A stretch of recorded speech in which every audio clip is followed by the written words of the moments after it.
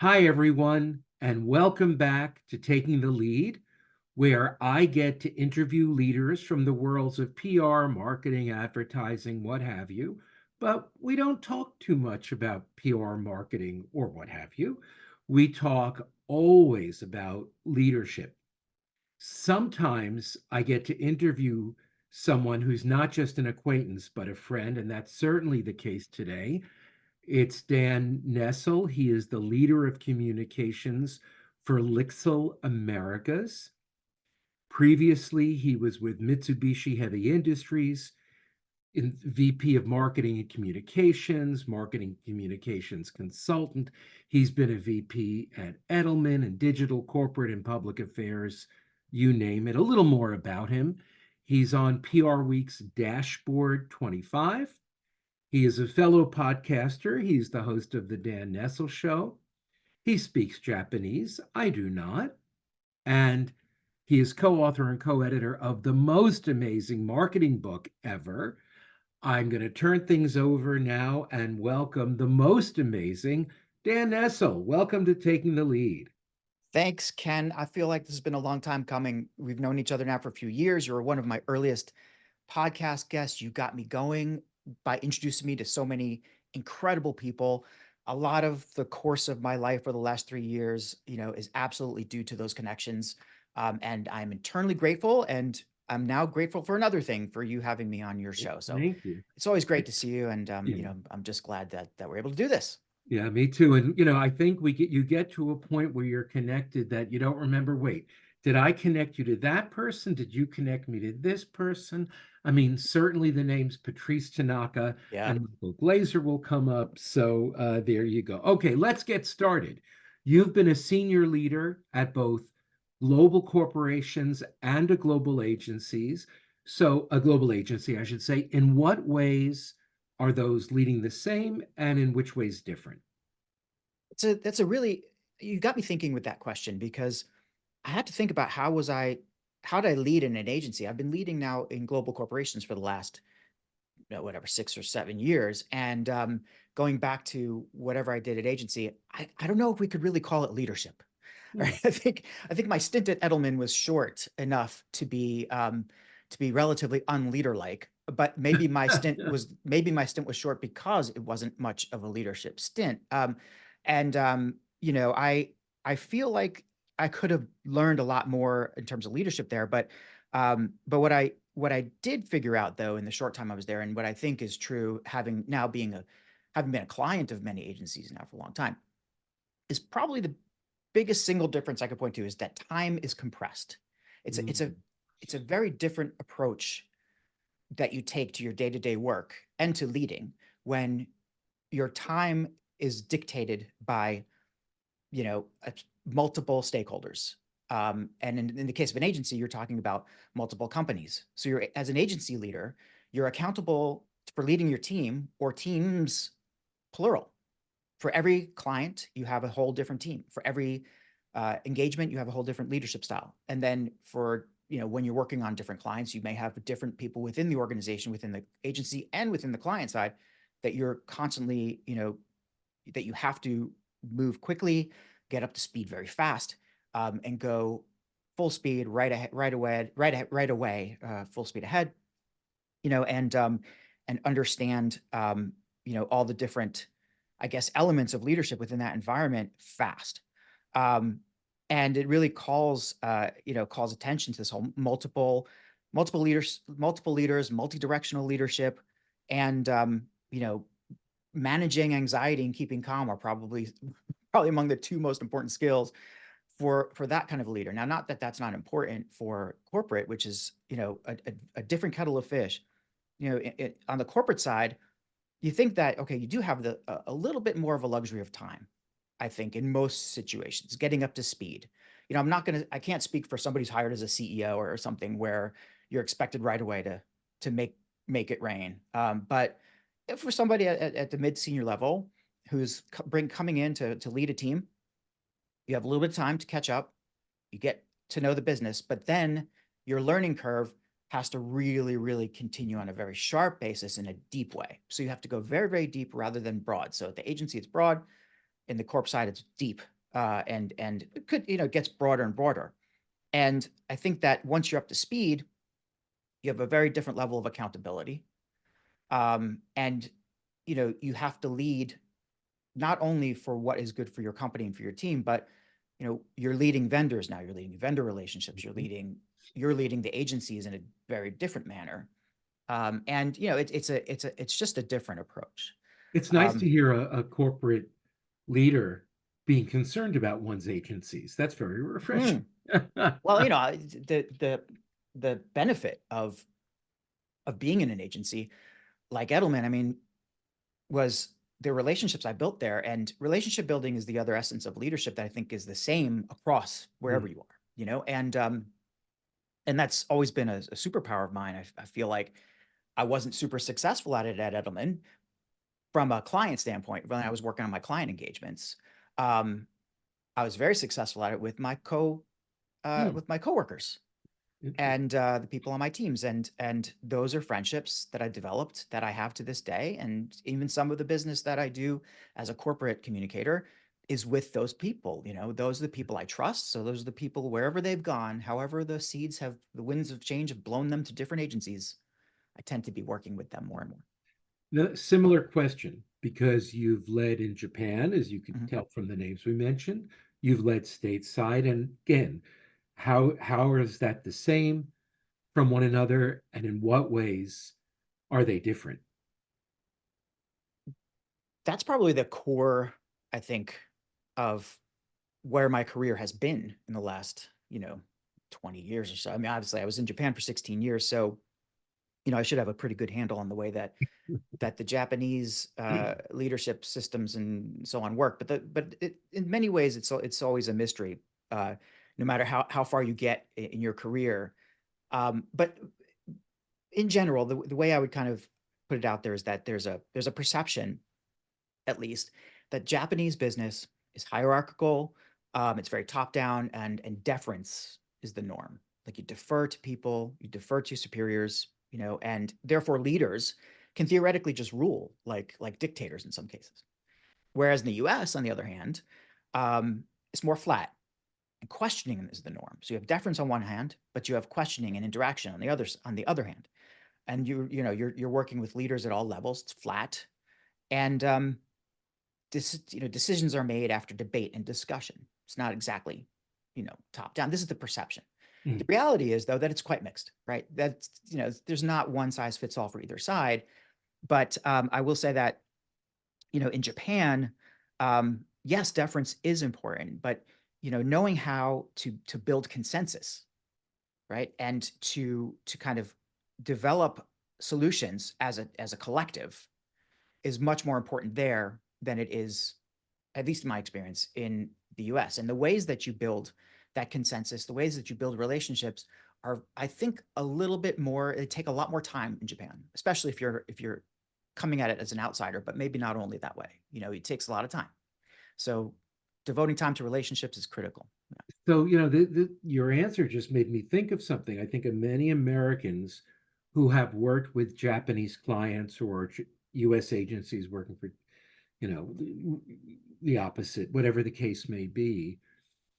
As American communicators, Mhm. they find it frustrating that if they believe that they can't get what they would perceive to be a straight answer, that Right. if the Japanese client were not happy, they wouldn't necessarily know. Yeah. So, for the American communicators out there working with clients in Japan, Mhm. excuse me, how do you recommend they get through that? There's there's no easy answer except for time, I think, in that Mm. respect. Time and trust building. And um, delivering what you're supposed to deliver, being deferential in the right way, being respectful all the time is a very good start. You know, and I say deference, but I think what we really mean is working with respect. Mm. At least when we're back in the U.S. standpoint, right? We're working with respect. When you're working with the Japanese, I think just it's a stereotype, but typically the tendency of Americans, and maybe many Westerners, to just move forward boldly with big ideas and to suggest big ideas, it can be exciting even to the Japanese, but they are not ready to make a decision Mm, on these things when we talk about it. I think it's a readiness gap in many ways, right? So the Japanese will want to discuss, they'll want to build consensus around anything before it happens. Sometimes they've already decided before they get in the room. And that's but they want to hold the meeting out of politeness, or mm. they want to hear, more about it and want to move forward. So, it's not the frustration comes from the need to hear something and a decision now and to get a powerful decision, whereas the Japanese don't necessarily always work that way. So Interesting. I think Okay. that happens a lot. So all of us on this leadership journey, whatever we're doing, have had moments that have made us wince. I certainly have had them. So I want you to share one of those the worst leadership moments that really made you wince, and please be honest. Oh yeah, well, anybody who's listened to my show, and you've been on my show twice, I'm getting the jacket too at some point. We've, they know that I don't pull punches. I certainly am very open about myself, and I will share what I can. You know, almost like in the way of Fargo, names have been changed to protect the innocent, but the facts are the same, and out of respect for the dead. This Right, it's right. it's that kind of thing. But I thought about it because it's a hard question because I've had a lot of bad moments. And frankly, So much to choose yeah, from. so much to choose from certainly as an employee, and as somebody working in multiple cultures, but then as a leader. So I tried to focus in more on the leadership side.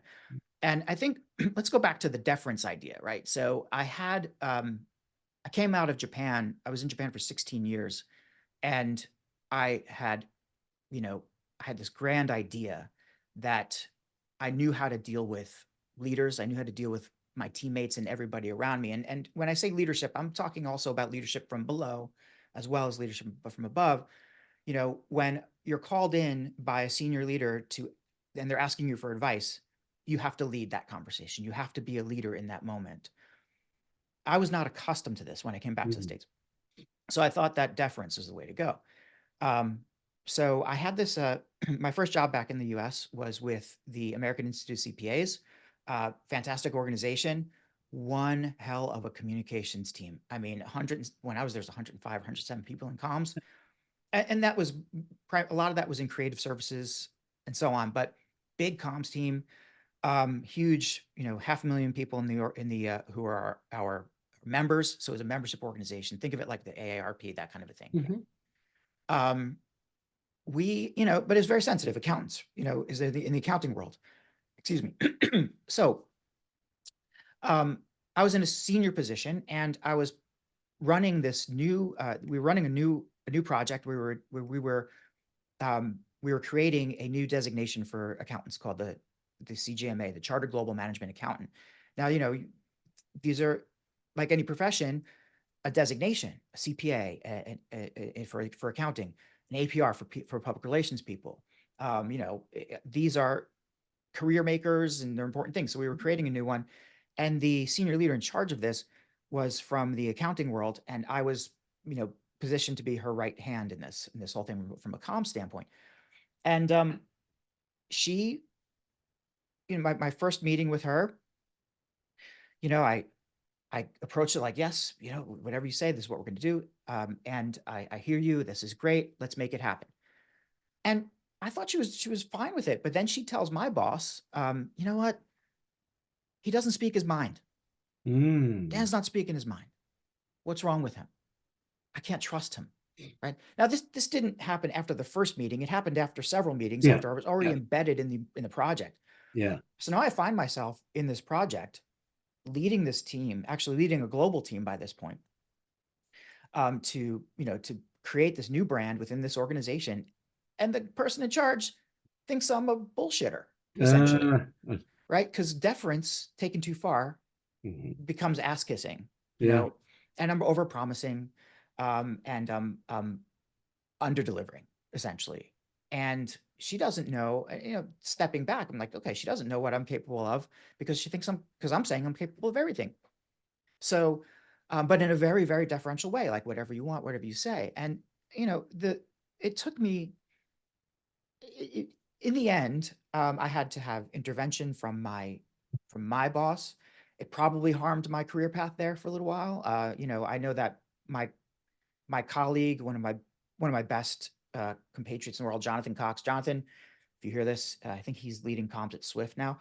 But Jonathan and I joined around the same time, and he was like the golden child when it came to this particular leader, and I kept feeling like I was in the doghouse. So I had this situation where I was too deferential, and then felt like I was competing, and it was miserable nightmare for me, and it got into this spiral. Um, there was a lot happening at the same time, but the takeaway was that, you know, I had to learn how to manage the risk and the anxiety in my own mind Yeah. so that I could express an opinion. And I'll tell you, it took years, and so it even now takes effort and self-awareness um, to overcome my tendency to be, oh yes, man, whatever you say.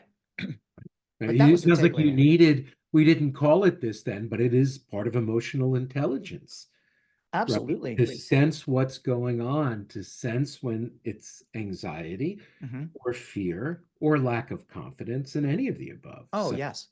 Now, this was 14, 15 years ago, yeah, and yeah. I will, a lot has changed since then in the world. A lot's changed in my own life, and I've had some even further downs than that.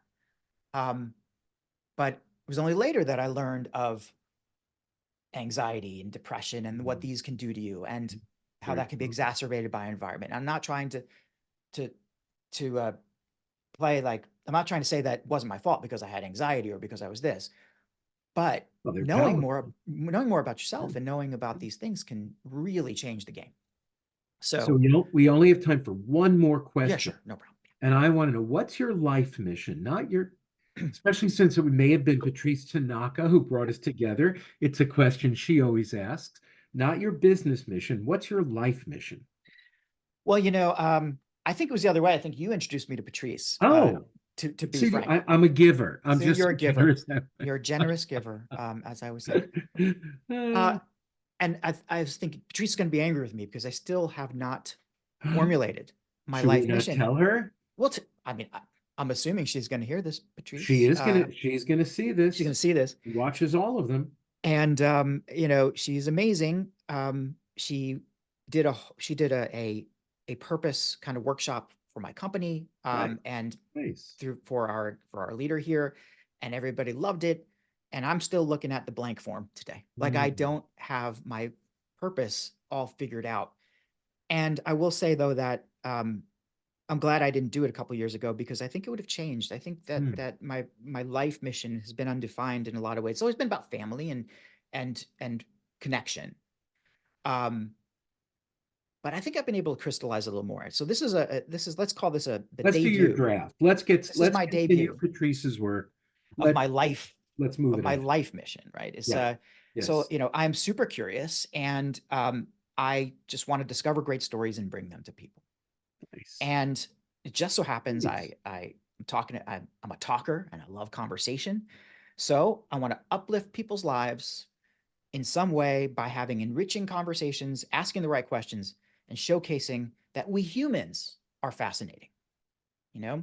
So That that's kind of that where I'm at. sounds like a mission to me. I know. And I thought about it more like AI has made this even more important. The advent of AI is like making people think that, oh, the humanity is going away. No, I think that we can be more human, and humans are going to have a lot to do.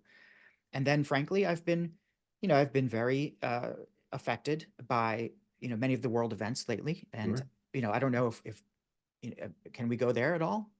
Ken, like the idea that Or so your moment. It's your okay, moment. well, I mean, I want to like I was very clear. I thought I was pretty clear about my mission or what I wanted to do, but then this the terrorist attacks happened in Israel, and I remembered that I'm Jewish, and it's not been a strongest part of my identity, and now it kind of is again. Mm, And I think that's part of my mission now is to use those platforms, to use those delightful conversations, also my social connections, etc., to fight anti-Semitism. And yeah. that's one of the things that I'm getting more and more passionate about. And I hope that I continue along that path because I think it's a righteous one. Sounds like you've got a mission. Thank you, sir. You got a mission. If people want to find you, where do they find you? On almost any of the socials, it's DS Nestle. My middle name is Steven. So, in the early days, Yeah. I should have taken I Nestle call you because, Nestle. I call you I like yeah, Nestle more than Hershey. So yeah, it's good. It's a good thing. not We out like loud, Nestle. but in my mind, it's Dan I wish Nestle. I was related. I Crunch really bar. do. Crunch But bar. find me at DS Nestle on Twixter X, whatever you want to call it. I'm not really active, but as many of us aren't. Right. On Threads, DS Nestle on Instagram. But LinkedIn is the best place for me. Just look me up on LinkedIn, Daniel Nestle. There's probably I might be the only one, or there might be two or three Daniel Nestles Yeah. out there, but you'll know me. And you can go to the Dan Nestle show, which is at dannestle.show. You've Which, by got the great way, if guests. You've got yeah, great guests. yeah, and I have great guests, and fully 1% of my guests is right here, or actually That's right. 2%. But I will say that I'm changing the Dan Nestle show, and this is a good time to talk about that. Okay. It is still my show, and but I'm focusing in on communications moving forward. Communications, a little bit of marketing. So changing it to the trending communicator. So you will have the trending communicator Great. with Dan Nestle, and I think Ken Jacobs is going to have to be Uh-oh. is going to have to come Third back time. again because it's be the third time, but it'd be like the first time because we're going to be more under a different banner. But still my show.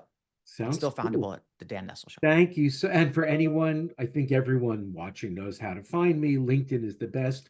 There are a lot of Ken Jacobs there. Look for the Ken Jacobs with all the initials after the name. That way you know it's me. And just want to thank you, my friend Dan Nestle. You know where to find him. He shared his wisdom. We're very appreciative of that. And as we always say, till next time, keep on taking the lead.